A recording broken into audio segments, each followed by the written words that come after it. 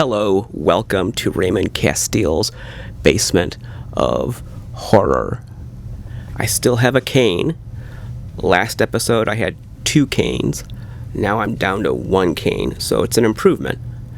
Let's see. I will set this cane over here. There we go. Out of frame, but it's there in case I need it. So if I wibble wobble, oh, I need a cane, it's right over here, just outside of the camera range. I can get it that fast. But I don't think I'll need it. Okay. We're going to continue with our Halloween coverage. Another episode on Halloween costumes. This time, we're going to look at Collegeville costumes. Let's just get right into it. Okay.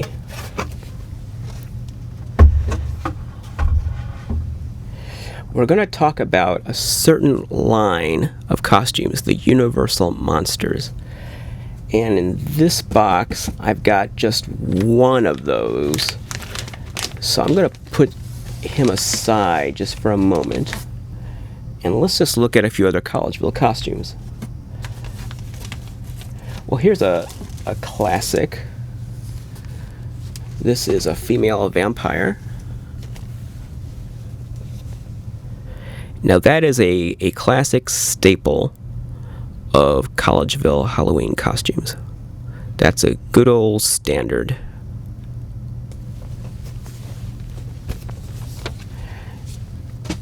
Now, last time you saw, I had a Collegeville clown, and I think I mentioned I had 2 of them. Here's the other one. Why do I have 2 of these things? Well, this one is a little different. That it has black tape over it that was put there by Collegeville to cover some things up. So the original box, the one you saw in the last episode, said flame retarded. That's what it said on the box. And at first, I thought they covered that up because even back in the 80s, it was politically incorrect to phrase it that way. That's what I assumed. Changing sensitivities required them to cover up that language. That's not the case. That's not why they did it. Collegeville and Ben Cooper got into legal trouble because their costumes, which they promoted as being flame retardant, slowing down, burning, so that if it caught on fire, it wouldn't burn very fast. It was supposed to be a safety feature. Well, it was discovered that they were not flame retardant. They, in fact, burned quite well. There was a famous video of the costumes in some kind of a trash can or something, just blazing on fire. And the 2 companies, Ben Cooper and Collegeville, each had to pay this big fine. I don't know if it was a class action suit or a federal fine. I don't have that detail committed to memory, but I do remember reading that they each had to pay $75,000, I think. Yeah, you can Google it. I'm sure there's plenty of information about this case online. And I bet that is why they covered this up, because they could no longer make that claim that they were flame retardant. They could no longer say that on their packaging because they weren't. So I think that is why those words are covered up on this box, and that this box came later than the one we saw in the previous episode. I don't know that for sure, but I think that's the case. Let me put this back in here. Okay. This mask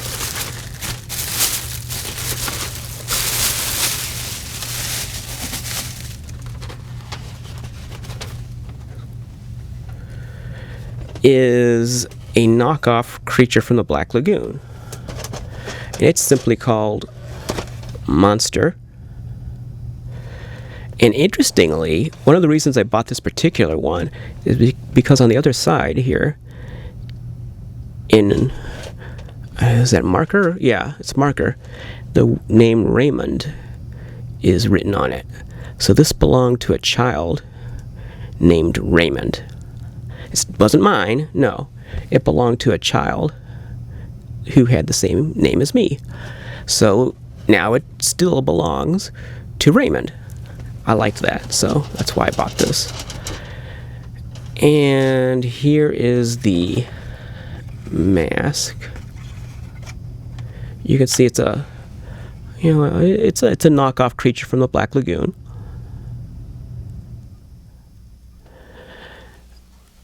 And let's see here. I'd like to show you this costume because it's really cool.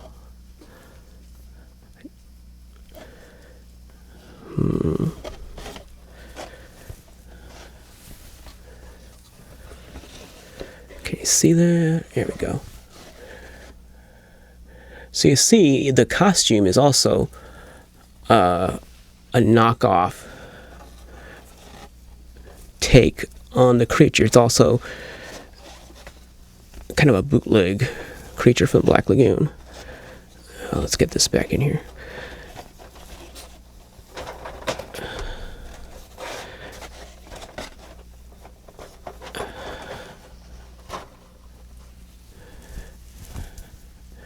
So I really like this costume.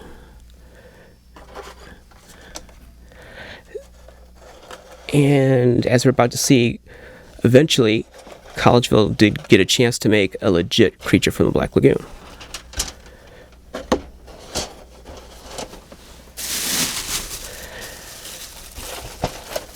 The reason I chose Collegeville was particularly because I wanted to show you the Universal Monsters line.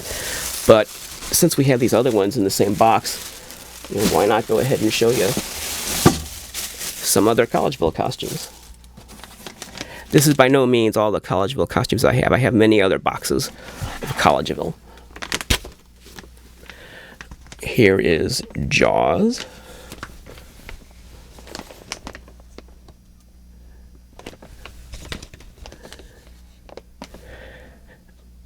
Now, I have Jaws, obviously. I don't have Jaws 2. They also made a Jaws 2 costume that says Jaws 2 on the box and on the costume. I don't have that, but I would like to have it. So if anyone has a Jaws 2 they'd like to sell me, I would definitely like to own it. This box is in wonderful condition.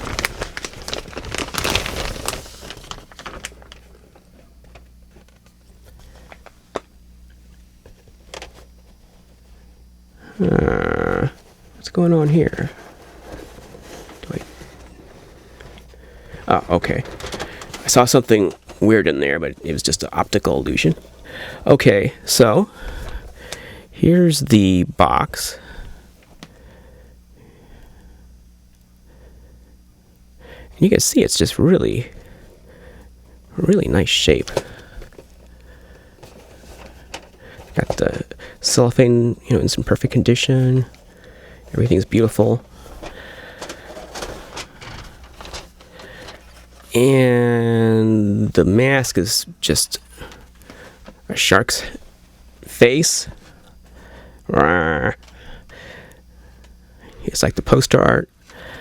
This one, I'm not going to take it out because I can just tell looking at it, I'll never get it back in there again if I take that out. This looks like it's never been used. I mean, you can just see how fresh it is. It's, everything's perfect. And I can't make out what store it was bought at. It's cool sometimes you see with these price stickers, they're Kresge or Ben Franklin or Skaggs or some old store you haven't heard of in years. But in this case, I can't make out any name on the tag. So that is a beautiful condition Jaws costume, and it's from 1975. It's from the original release of the movie. It's not something like a retro thing that came later. This was from the time of the original movie's release. And then when Jaws 2 came out, they switched it to Jaws 2. Now we're going to see what might be my favorite Collegeville costume. This is the Incredible Melting Man. And this is a licensed costume from the R-rated motion picture, The Incredible Melting Man. I think it's 1978. The copyright is 77. But I thought the movie came out in 78. I don't know. I could be wrong. But it's copyrighted in 1977. And I'm not taking this one out. It's all wrapped up and it's taped up, and yeah, I'm not gonna. I can tell I used the archival quality outer wrap on this one, so yeah, I think he'll just stay in there. But the costume has the movie character. If you've seen the movie, you've heard of it, or you've seen photos from it, he's all melting and drippy and just has his face. And I don't know if you see how much of him you see, but I know you see his face, and this is the movie title. And it was surprising how much merchandise and promotion there was for that film. There's also a makeup kit from Imagineering that I would love to own. There have been a few that have turned up on eBay in the last several years, but they're always incomplete or something's wrong with them.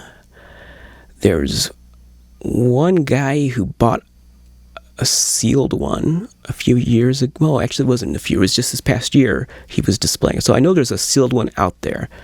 That is another thing I'd really like to have. The Imagineering Incredible Melting Man makeup kit, but I want it sealed with the original shrink wrap still on it. So if you have that, that's also something I'd like to own. But this is one of my favorite Halloween costumes. It's just so weird that it even exists. It was this really obscure, grisly, R-rated grindhouse movie, and Collegeville was doing a lot of weird licenses like this. And they had Grizzly, the movie Grizzly, not Grizzly as in gory, but as like a bear, Grizzly, and I think that was R-rated. And they had Nightwing, the movie Nightwing. I don't remember if that was R or PG, but it was definitely not for kids. Oh, what else? There were some other really weird movie licenses that Collegeville had in the 70s. I'd also like to have a Grizzly costume. That'd be cool. Nightwing, I wouldn't mind having it, but it's not high on my list. But Grizzly, I like Grizzly merchandise. So I'd like to have the Grizzly costume, the Jaws 2 costume, and also the Imagineering Incredible Melting Man makeup kit. So if you're thinking of what to get me for Christmas, I'm outlining my Christmas list on this show. You just got 3 suggestions. So we'll just look at this thing again. Maybe it's hogging up too much time with this, but just look at that mask. Oh, how cool it is. He's got his eyeball falling off. Wow. So let me put this back in, the vampire. And one of the most iconic Collegeville masks is not in this box, unfortunately. There's this really cool Frankenstein. Maybe I need to just do a whole episode on that, because I got some cool stuff to show in relation to that Frankenstein. But there's this very iconic Collegeville Frankenstein mask. And it's not in these boxes. But one of these days I need to show that. Okay, so we took care of that box. Let's see, can we get this box out of the way without destroying everything?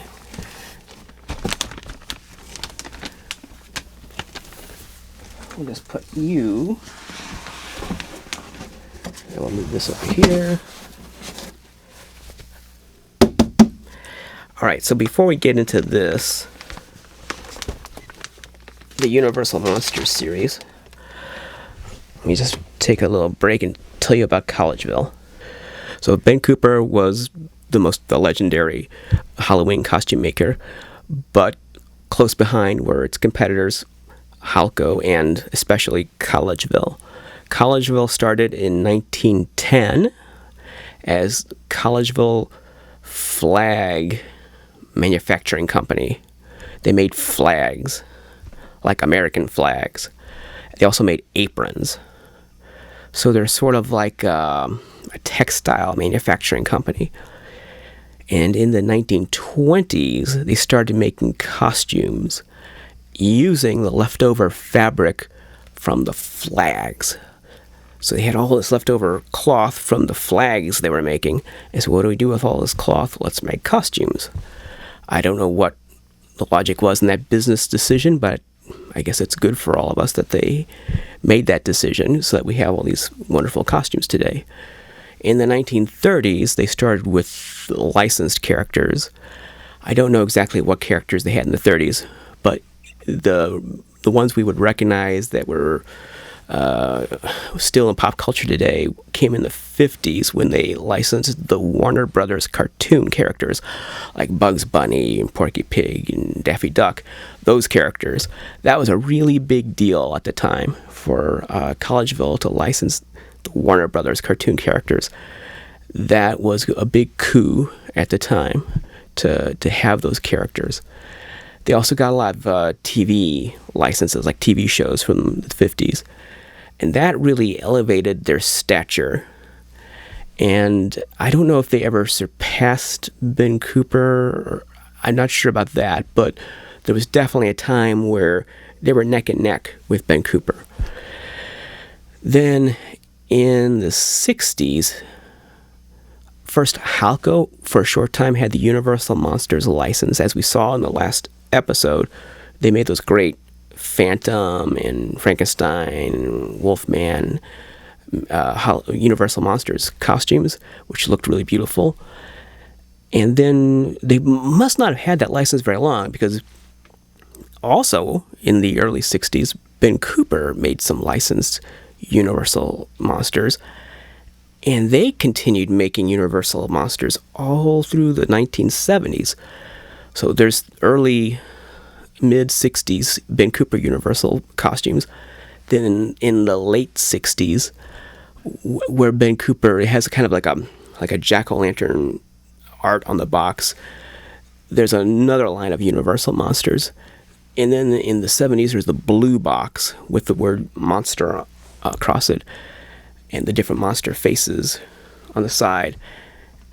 So there's that other line of Universal Monsters, and they're all licensed.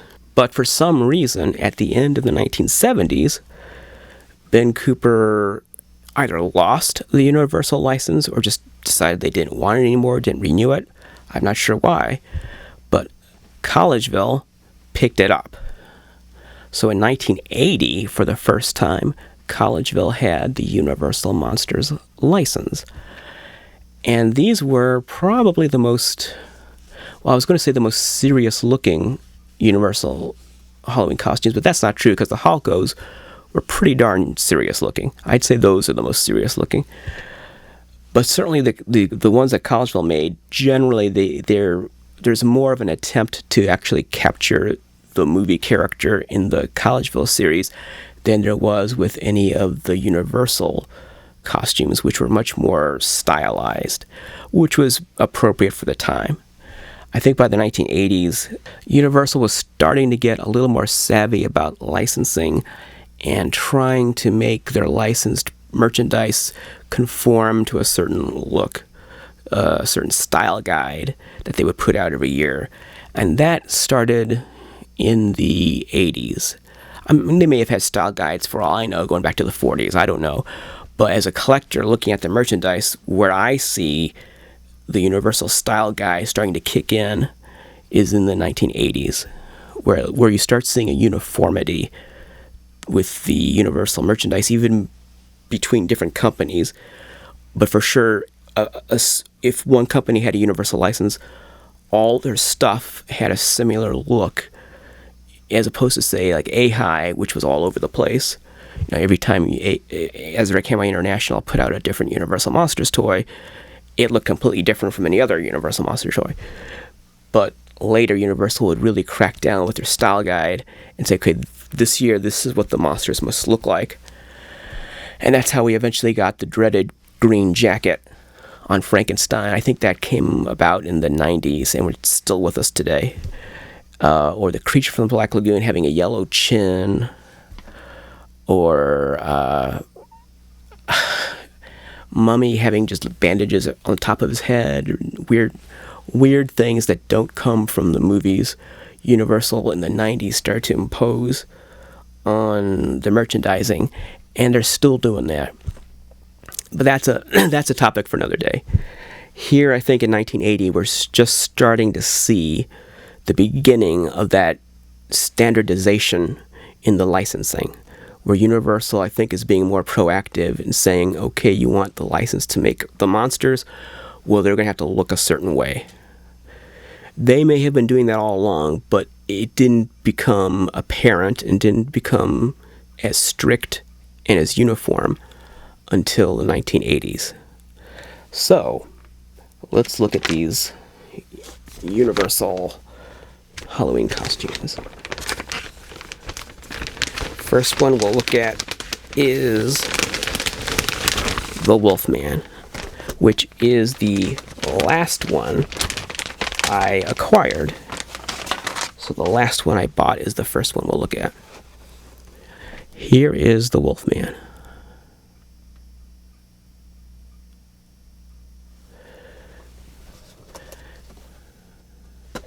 You can get a look at the box. They all have the same box, essentially.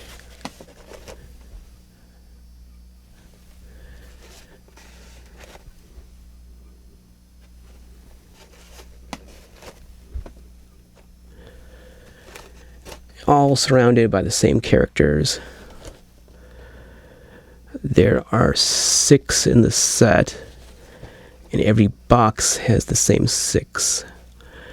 You know, sometimes there's a first series that'll have 4 characters, like Frankenstein, Dracula, Wolfman, Mummy, and then there's a second series that adds the creature and the bride to it. That's not the case with this. There's only one series that I know about, and it has all 6 of these characters. And this, there's in marker, it's written on the side, Joe, 1985. Joe 1985. So a little boy named Joe had this in 1985. And I don't know if he bought it new or on clearance, but as far as I know, the line premiered in 1980 and continued, I think, until 83. But that's just based on catalogs, because we know there's an 82 and an 83 catalog that shows these things. But they're all copyrighted 1980 on the box. Now this box is not the mintiest, but it's a step up from the previous one I had. So I had 2 Wolfmen, and the previous one I had was just trashed. And it took me a long time to find this one. And I think this came out of the collection of Dan Roebuck, when he had one of his big sales where he was selling off his collection. Dan Roebuck's a big monster collector. He's also a very well-known and prolific character actor who's been in just, dozens and dozens of movies. If you saw his face, you'd know who he was. You'd say, oh yeah, I've seen that guy. But of importance here, he's a big monster collector. And every now and then, he'll build up his collection, then he'll have a big sell-off. And he'll build it up again, he'll have a big sell-off. And so I think I got this one of the times he was having a big sell-off. He's dead. So you see, this mask has got hair on it. This is a hairy mask.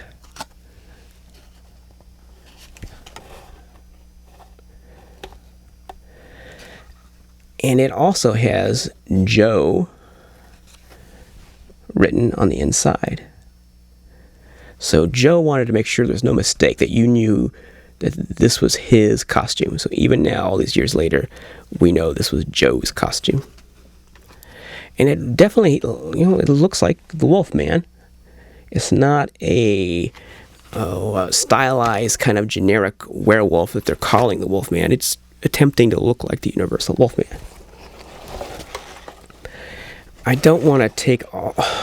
Yeah, I don't want to take all these out of the boxes, but I think I do need to take this one out. Because it just looks really nice. I want you to see what these look like. So look at that. That is the kind of artwork these costumes have. Now to put this back together. I think it was like that. Okay. Hey, I'm getting pretty good at putting these things back.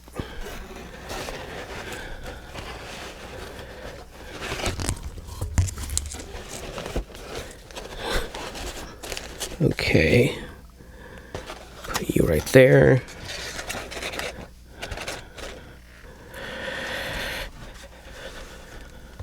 Okay. And even this box, I mean, this box has issues. Yeah, it's got a lot of issues. So, this box is by no means minty, not at all. But as bad as it is, it is an upgrade from the previous one I had. So the Wolfman, I don't know, I haven't shopped for these things lately, but a few years ago, the Wolfman I found to be the hardest one to find. That's why I had one in terrible condition, and then I had this upgraded one, which is still has a lot of issues because I just couldn't find one. So maybe he's easier to find now, but back when I was actively looking for these, it was my experience that the Wolfman was the hard one to get. Now let's start on this second box. So that Wolfman was in the box with all those other Collegeville costumes, which is why we looked at all those other ones, because I thought, well, you know, they're in the box, why not go ahead and look at them? But he was in that box because there's not room for 6 of those in one box. Otherwise, they'd all be in one box. So all the rest of the set is in this box. Now here we have, I think this might be the most unique one because it's the one that's least expected. You wouldn't think they'd make a costume of this one. This is the Metaluna Mutant.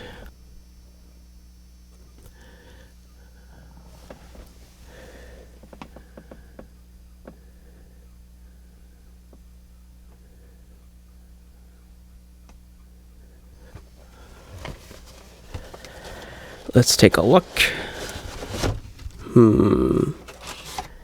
Ooh, he's a colorful costume. There he is. And he looks like the Metaluna Mutant, all right. And on the side, it just says Mutant. It doesn't say Metaluna Mutant. It just says Mutant. Now, I don't think this has ever been opened, so I'm not going to unfold this. I mean, look how perfect that is. That's never been unfolded. So we'll just look at the front here. That's the artwork on the costume.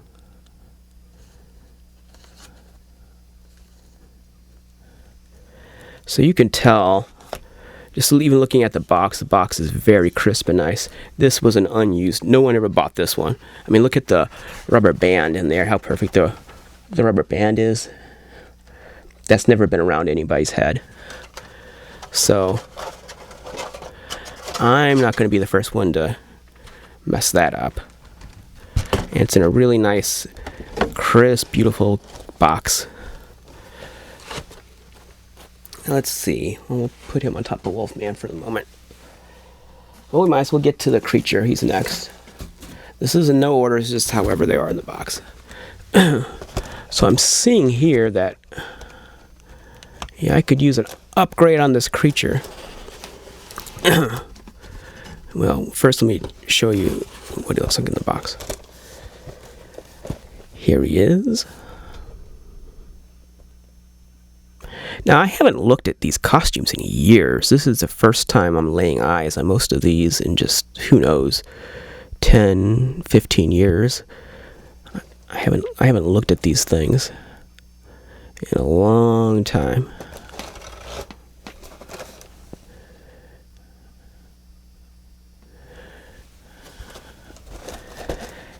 And sometimes your standards change. Sometimes what was great condition once upon a time is not so great now.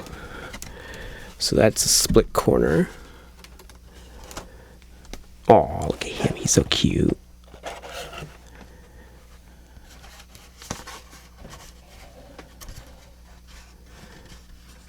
Yeah, a kid named Jason had this because his name's written in there.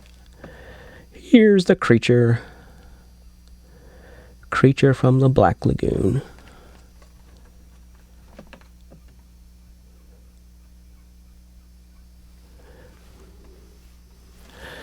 So, let's see. An accordion.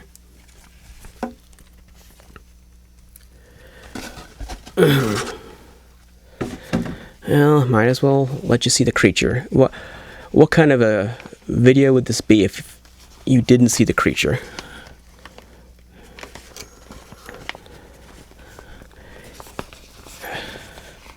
Here's the creature.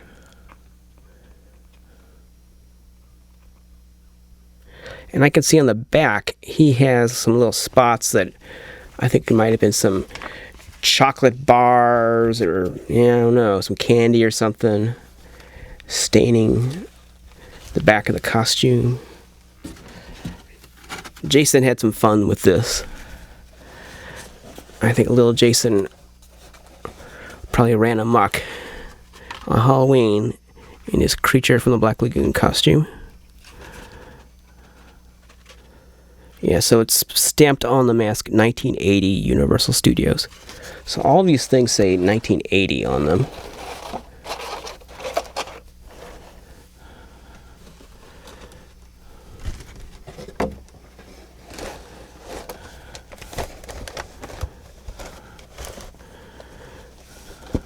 That's not quite the way I want it.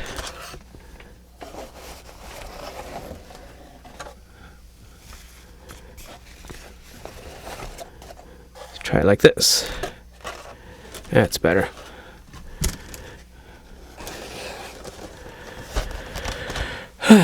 Okay. So next one,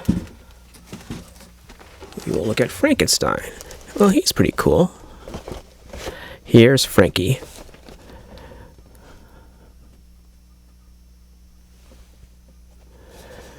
And it looks like the same artwork on all of them.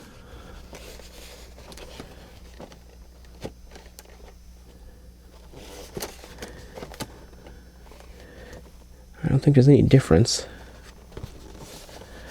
But sometimes there are things I don't notice when I'm looking at it with the naked eye. Then when I'm editing these videos, I see little nuances and details and variations that I didn't notice when I was looking at it live. I only notice it later. I think, oh, I wish I'd seen that. I could have mentioned something about it. So here is the Frankenstein mask. And this is very unusual because he has hair.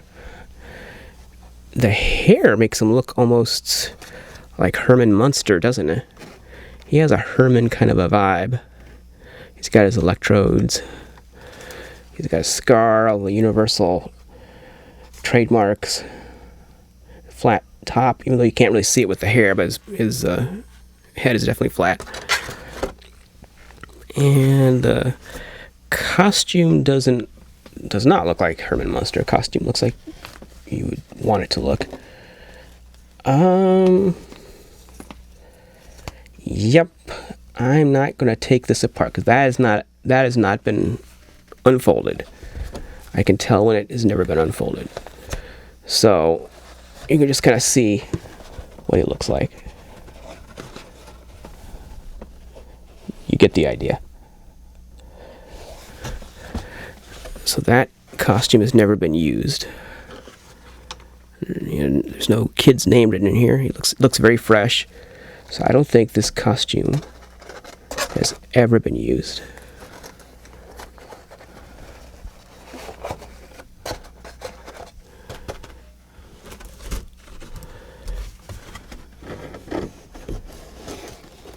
Okay.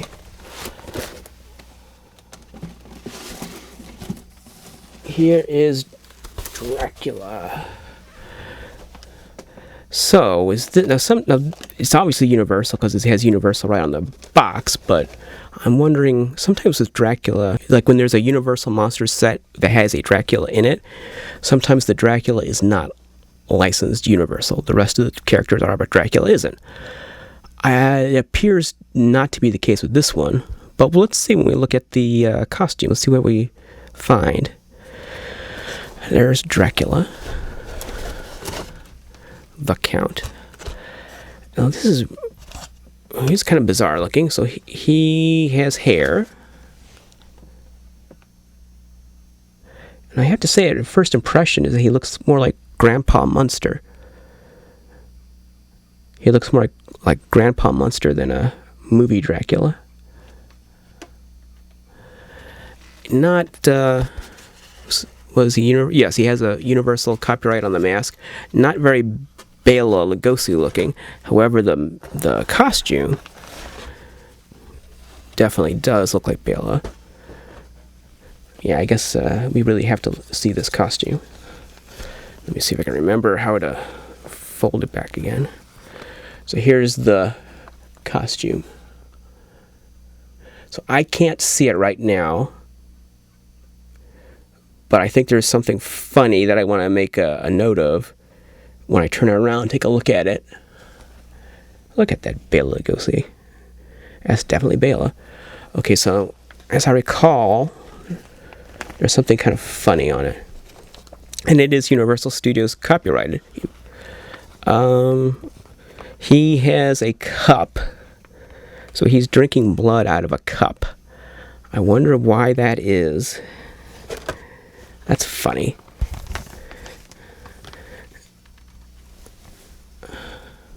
So how in the heck was this? How is this done? I don't know. Maybe I need to leave, since we only have one more, I think I'll just leave Bela out. And I'll figure out how to fold this back up in a second when I'm done. Let's just leave Bela right there, because we only have one more anyway. So here is the Bride of Frankenstein. When I say that, I want to hear like bells going off. The Bride of Frankenstein. Ding, ding, ding, ding, ding, ding. But there's no bells. I guess I could put some bells on the soundtrack of this from the Bride of Frankenstein score, but I'm not going to do that. Well, I mean, let's show her in the box first. Here she is. Can't really see a whole lot in the box, but there she is. And you know, it's the same box. These all have the same box design. There it says Bride of Frankenstein. Okay, let's open this up. There she is in the box.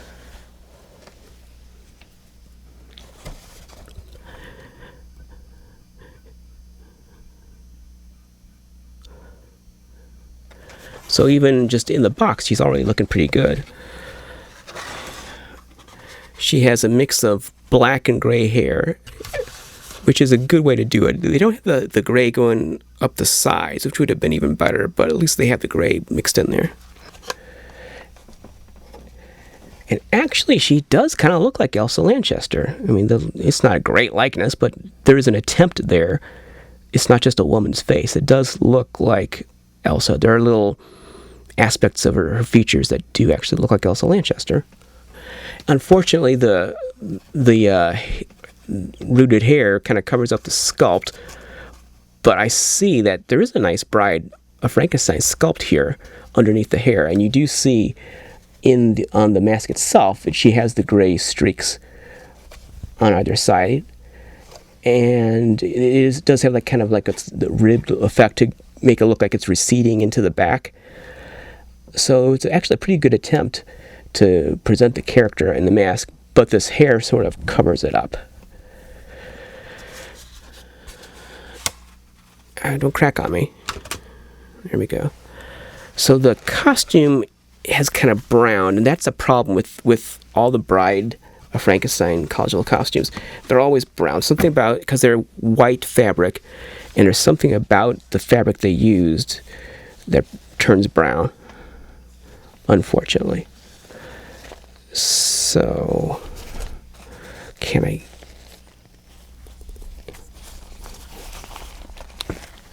Okay. So there she is. But imagine that being white, because originally it was white. But every one I've seen for sale has turned brown like this. But you can see it has a pretty nice Bride of Frankenstein artwork on it. Pretty decent attempt to represent the character. And it is trademark Universal Studios, of course. 1980. They all have that 1980 trademark. Oh, and this is interesting. It's got like a little,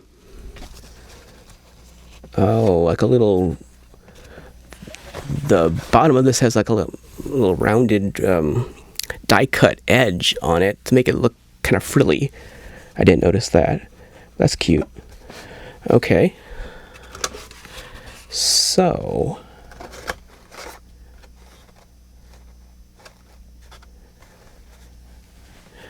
I think that's it.